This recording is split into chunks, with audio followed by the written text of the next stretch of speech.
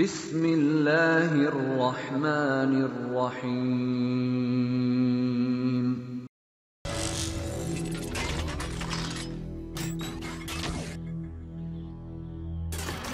আসসালামু আলাইকুম রহমতুল্লাহ। কেমন আছেন সবাই? আশা করি ভালো আছেন।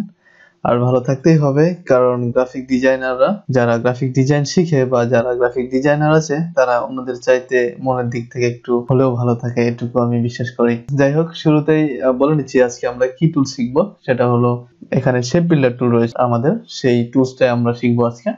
তো শেপ বিল্ডার টুলসটা কিভাবে কাজ করে বা এটাতে কি কাজ হয় সেটা আমি বোঝানোর জন্য প্রথমেই একটা ইলিপ টুল নিয়ে নিচ্ছি। ইলিপ টুল থেকে একটা সার্কেল নিয়ে নিচ্ছি। সার্কেলটার ফিল কালারটা আমরা অফ করে দিতে পারি, এখন এখানে স্ট্রোক কালারটা হলেই হবে। তো আমি এখান থেকে শুধু স্ট্রোক কালার নিয়ে একটা সার্কেলের এখান থেকে আমি একটা কপি করে দিচ্ছি এখান থেকে।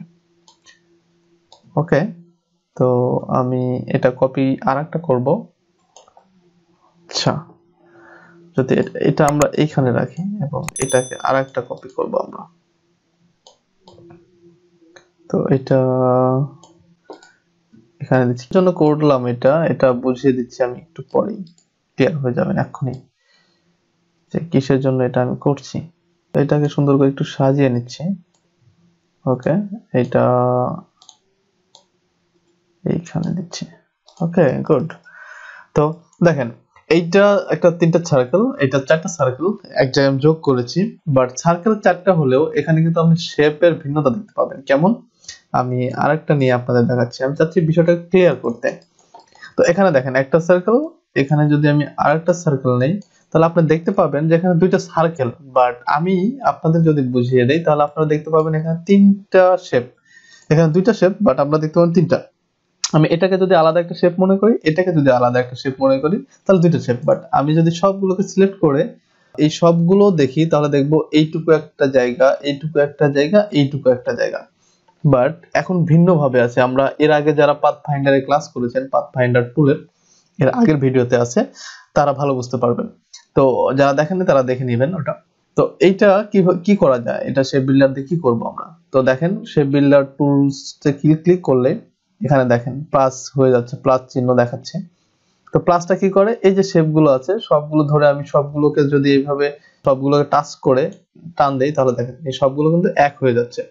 বাট আমি যদি তা না করি, আমি অল্টার ধরে এটাকে মাইনাস করে নেই, তাহলে এটা মাইনাস হয়ে যাবে। দেখেন এই যে জায়গাটুকু টাচ করেছে একটা আরেকটাতে, সেই জায়গাটুকু মাইনাস হয়ে গেছে। এখন এইটুকুকে যদি আমি কি করি, এইটুকু যদি কেটে দেই তাহলে দেখেন এটা কেটে গেছে। তো এটাই হলো শেপ বিল্ডারের কাজ। শেপ আপনি চাইলে অ্যাডজাস্ট করতে পারবেন, প্লাস করতে পারবেন, আপনি চাইলে ওটা মাইনাস করে দিতে পারবেন। তাহলে এখান থেকে আমরা চারটা সার্কেল নিয়েছি, এটা কি করা যায় দেখি। এখানে চারটাকে সিলেক্ট করব আমি প্রথমে, তারপরে শেপ বিল্ডার টুলস দিয়ে এটা ক্লিক করব।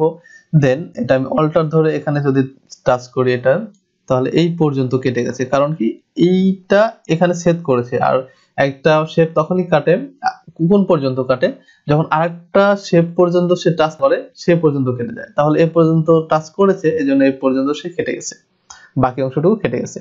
তাহলে এটাকে যদি আবার আমি টাচ করি তাহলে দেখেন যে জায়গাটুকু সিলেকশন দেখাচ্ছে, যে জায়গাটা অন্য একটার সাথে যতক্ষণ পর্যন্ত ঠেকে নেই ততক্ষণ পর্যন্ত সে সিলেকশন দেখাচ্ছে। তারপরে এটাকে যদি নেই, এটাকে যদি দেখেছেন, গুড। এইটা কি হলো, এটাকেও যদি নেই, সেম এটা রিপিট হচ্ছে আপনাদের বোঝার সুবিধার্থে। তো দেখেন, তা আমরা তিনটা করলাম, তিনটাই কিন্তু প্লাস এবং মাইনাস দুটোই করে আপনাদের দেখালাম। তো এটাকে আমি পাশে রাখি, এখানে রাখি, এটাকে পাশে রাখি। এটাকে চাইলে কিন্তু আমরা কালারও দিয়ে নিতে পারি এখান থেকে। গুড। তো আমরা বুঝতে পারলাম যে শেপ বিল্ডার টুলসটা আসলে কিভাবে কাজ করে। তো আমরা এখন যেটা দেখব, শেপ বিল্ডার টুলস এর আরো একটু ভিতরে আরো কিছু টুলস রয়েছে, সেগুলো একটু দেখার চেষ্টা করব সেগুলো কিভাবে কাজ করে। তো এটা শেপ বিল্ডার টুলস, ক্লিক করে ধরে রাখলে দেখেন এখানে আরো টুলস আছে। তো আমরা এখান থেকে ইলিপ টুল নিয়ে আর একটা ডিজাইন করতে পারি, যেটা আপনাদের বুঝতে সুবিধা হবে পরবর্তী টুলসটা। তো আমি এখান থেকে এটা নিলাম, কপি করে নিলাম, দেন কন্ট্রোল ডি যদি চাপি, এটা নিয়ে ভিডিও আছে আমাদের এর আগেও, আমি এই জন্য এখন ডিটেইলস দেখালাম না। যারা ওটা দেখেন নাই তারা দেখে নেবেন আশা করি। তো আমি এটা করে নিলাম। নেওয়ার পর এখন যেটা করব আমরা সেটা হলো, ইচ্ছা করলে কিন্তু আমরা এইগুলোকে শেপ বিল্ডার টুলতে কেটে দিতে পারি। আমরা এর আগে যেমন কাটলাম সেইভাবে কাটতে পারি, চাইলে কিন্তু কাটতে পারি। এখন প্লাস আছে, প্লাসটাকে যদি আমি এটাকে মাইনাস করে দিই, মাইনাস করে এইভাবে ধরে টান দেই, তাহলে যে জায়গাটুকু সিলেকশন দেখাচ্ছে সেই জায়গাটুকু কিন্তু কেটে যাবে। সুন্দর। তো এইটুকু মাইনাস করে দিলে সেটাও কেটে যাবে, দেখতে পাচ্ছেন। Wow, good. তো দেখেন আমরা কিন্তু এই জায়গাটুকু কেটে ফেলেছি। তো এইভাবে আমি যদি না কাটতে চাই, আমি যদি প্লাস করতে চাই তা পারবো। আমরা এর আগে যে ইয়েটা দেখালাম, আপনারা এই পর্যন্ত মনে হয় ক্লিয়ার হয়ে গেছেন। এখন আমরা তার পরের টুলটা দেখবো যে পরের টুলসটা কিভাবে কাজ করে। তো এরপরে যেটা আছে সেটা হলো, সরি কি কথা হলো, লাইভ পেইন্ট বাকেট। তো লাইভ পেইন্ট বাকেটটা কিভাবে কাজ করবে, এইটা যে ইয়েগুলো শেপগুলো হলো সেগুলোকে পেইন্ট করার জন্য লাগে, কালার দিতে লাগে। তো আমি এখানে একটা কালার নিয়ে নিচ্ছি, আপনার যে কালারটা ভালো লাগে সেই কালারটা আপনি নিয়ে নিতে পারেন। আমি এই কালারটা দিয়ে আপাতত দেখাই আপনাদের। তো এখানে দেখেন এই ঘরটাতে যদি আমি এই কালারটা, স্ট্রোক দরকার নেই আমাদের, তো এখন ফিল হইলেই হবে। স্ট্রোকটা অফ যাক, এই স্ট্রোকটা নিবেও না এমনিতেই, সেই জন্য অফ হচ্ছে না, যেহেতু আমাদের এটা সিলেকশন রয়েছে। তো আমি এটাতে ক্লিক করে, যদি এটাতে ক্লিক করি, কালারটা সিলেক্ট করে যদি এটাতে ক্লিক করি, তাহলে দেখেন এটা কালারটা নিয়ে নিচ্ছে। এইভাবে করে আমি যতগুলোতে ক্লিক করব সবগুলোতে কিন্তু এই কালারটা নিয়ে নেবে। দেখেন যে ঘরে ক্লিক করবেন সেই ঘরে ক্লিকটা কোনটা সিলেকশন হচ্ছে, যে মাছ উপরের যে চিহ্নটা ওইটাতে আপনি ঘরের মধ্যে নেবেন, দেন ক্লিক করে দিবেন, তাহলে কিন্তু সিলেকশনটা করলে এটা কালারটা নিয়ে নিচ্ছে। আপনি যদি চান তাহলে কিন্তু এই কালারটা চেঞ্জ করে দিতে পারতেন। ওকে, তো আমরা এই কালারটা দিতে পারলাম, কিন্তু আমরা যদি চাই যে এই কালারটা চেঞ্জ করবো, অন্য কালার দিব, তাহলে কিভাবে হবে? তাহলে আমি এই কালারটা এখান থেকে চেঞ্জ করে নিলাম, দেন এই কালারটা ধরে আমি এখন লাইভ পেইন্ট ক্লিক করে যদি এটাতে ক্লিক করতে থাকি, তাহলে দেখেন যে কালারটা নিলাম সেটা কিন্তু চলে যাচ্ছে এখানে। তো আমরা কালারটা একটু লাইট কালার দিই। ওকে, এই কালারটা দিয়ে দেখি। গুড, দিয়ে দিলাম। তো এইভাবে দিতে অনেকটা কষ্ট হয়। আপনি যদি চান যে এক একটা এক এক কালার দিবেন, ধরেন এইভাবে দিবেন, আপনি এক একটা কালার দিবেন বা একসাথে সিলেকশন করে দিবেন, তার জন্য কিন্তু আমাদের আলাদা টুলস রয়েছে। এখান থেকে দেখেন লাইভ পেইন্ট সিলেকশন টুলটা রয়েছে, একটা যদি আপনি ক্লিক করেন তাহলে এখানে শিফট ধরে ধরে আপনি যে কয়টা যেখানে যেখানে ক্লিক করবেন সেই কয়টা সিলেকশন হয়ে যাবে। এই সবগুলোকে চাইলে কিন্তু আপনি একসাথে কালার দিতে পারেন, বারবার না দিয়ে।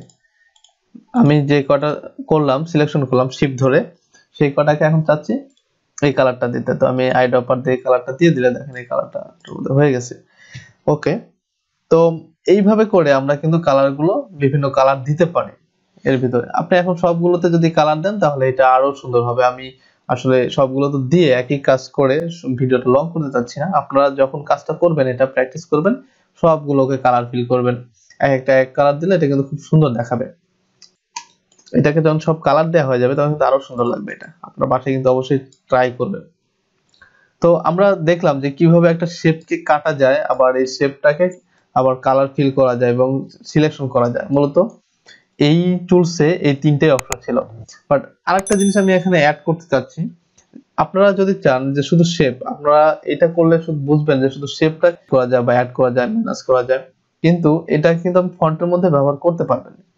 যেমন আপনি একটা ফন্ট লিখেন এখানে, ধরেন আমি এখানে একটা টেক্সট লিখলাম, কিন্তু টেক্সটের বেলা আবার শর্ত আছে, শুধু টেক্সটকে কিন্তু আপনি কখনোই এটা করতে পারবেন না।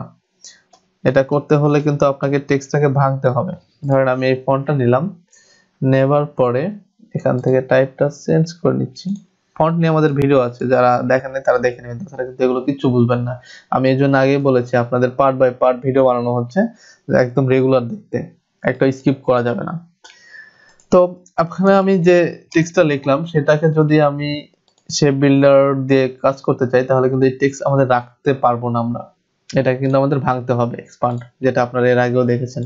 তো আমি টেক্সটটা ভেঙে নিলাম। এখন ধরেন আপনি একটা জিনিস একটু সাইজ করবেন, মানে যে কোনো কাজকে, যে কোনো টেক্সটে একটু আপনি কাস্টমাইজ করবেন, সেই ক্ষেত্রে আপনি আরেকটা লাইন নিতে হবে বা যাই নেন আরেকটা শেপ নিতে হবে, নিয়ে দুইটাকে যাতে আলাদা দেখায় সেই কাজ করে নিতে হবে আপনাকে।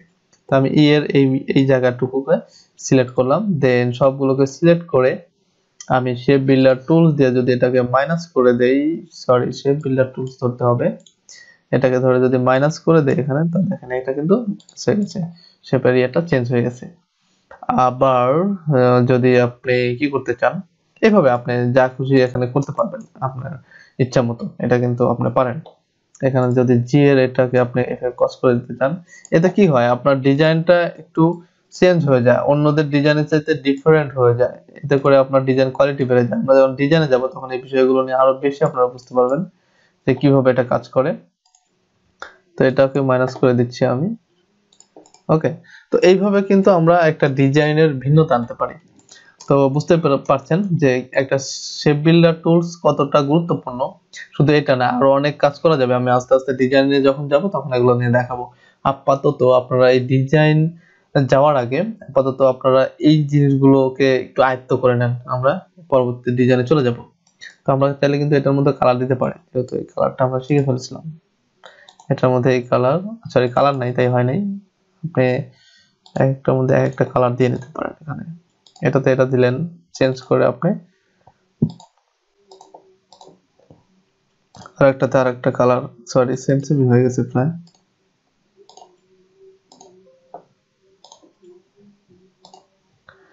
এবং এটাতে আরেকটা কালার দিয়ে দেন।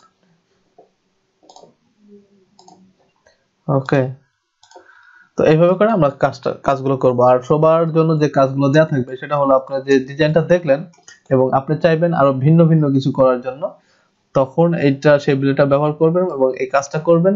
এবং আমাদের যে গ্রুপটা রয়েছে সবাই গ্রুপটাতে জয়েন করে ফেলবেন, we are creative graphic designer, সেটা লিখে সার্চ দিলে পাবেন। আর যারা জয়েন করেছেন অলরেডি তারা ওখানে পোস্ট করে দিবেন। আর ভিডিওটা কেমন হলো বা আপনাদের জন্য আরো কিভাবে করলে আপনাদের বুঝতে সুবিধা হয় বা আপনারা ভালোভাবে বুঝতে পারবেন, সেটা অবশ্যই কমেন্ট করে জানাবেন। আর যদি ভালো হয় সেটাও বলবেন, তাহলে আমার পরবর্তী ভিডিও করতে সুবিধা হবে, আপনাদের রিকোয়ারমেন্ট অনুযায়ী করতে পারবো। আমি যেহেতু চাচ্ছি আপনাদের জন্য ভিডিওটা বানাতে, তাহলে আপনারা মতামত দিলে আমার জন্য সুবিধা হয়। আর যদি মনে হয় যে ভিডিওটা আপনার একটু হলেও কাজে লেগেছে, তাহলে অবশ্যই কিন্তু লাইক দিতে ভুলবেন না। আর যদি ভালো না লাগে আপনি ডিসলাইকও মারতে পারেন, কিন্তু আপনার ইচ্ছা, যেহেতু অপশন দুইটাই আছে। তো ঠিক আছে, ভালো থাকবেন সবাই, সুস্থ থাকবেন, এই কামনা বিদায় নিচ্ছি। আগামী কোনো টিউটোরিয়ালে আবার দেখা হবে। আল্লাহ হাফেজ, আসসালামু আলাইকুম রহমতুল্লাহ।